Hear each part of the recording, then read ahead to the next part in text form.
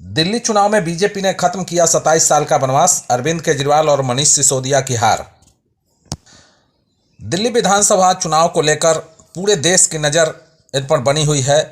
हालांकि आज मतगणना का दौर जारी है और इसमें सबसे बड़ी अभी तक की जो अपडेट आ रही है, आप पार्टी के पूर्व मुख्यमंत्री अरविंद केजरीवाल की हार हुई है और साथ में मनीष सिसोदिया भी हार गए हैं। लेकिन जिस तरह से दिल्ली विधानसभा चुनाव को लेकर सियासी उबाल मचा था, अब देखना है कि यहाँ पर अब कौन इस सियासी उबाल के बीच मुख्यमंत्री का पद किन्हें मिलते हैं।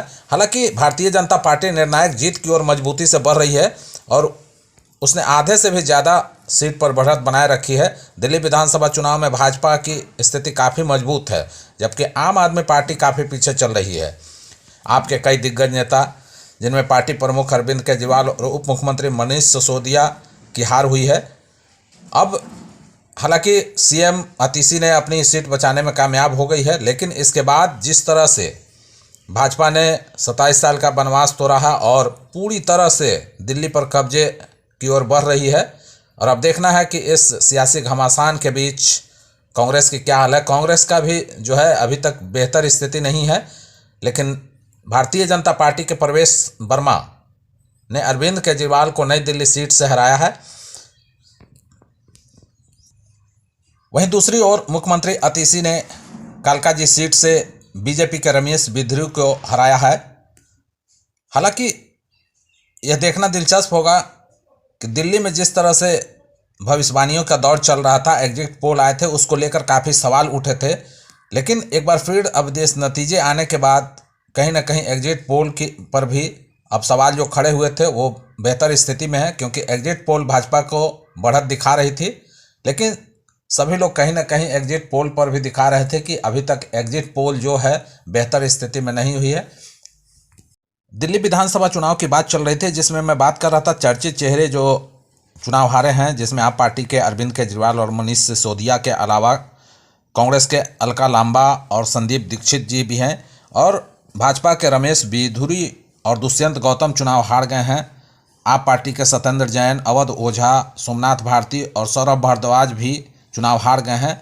और जो चर्चित चेहरे हैं जो चुनाव जीते हैं, उसमें भाजपा के प्रवेश वर्मा, विजेंद्र गुप्ता, सतीश उपाध्याय, कपिल मिश्रा और कैलाश गहलोत हैं, और आप पार्टी के अतीशी, अमानुल्लाह खान, गोपाल राय चुनाव जीत दर्ज की है। हालांकि कांग्रेस का अभी तक खाता नहीं खुला है, जबकि कांग्रेस दिल्ली में उनकी भी एक बड़ी अच्छी स्थिति रहा करती थी, लेकिन अभी तक खाता नहीं खुला है। एक बार फिर से आप कह सकते हैं कि भाजपा ने जिस तरह से दिल्ली विधानसभा चुनाव में कमबैक किया है, एक बार उन्होंने वहां पर कमल खिला है और झाड़ू को वो समेटते नजर आ रहे हैं। हालांकि चुनाव के नतीजे आए हैं, इसमें अरविंद केजरीवाल ने अपने हार कबूल कर ली है, बोले कि जनता का फैसला सिर माथे पर।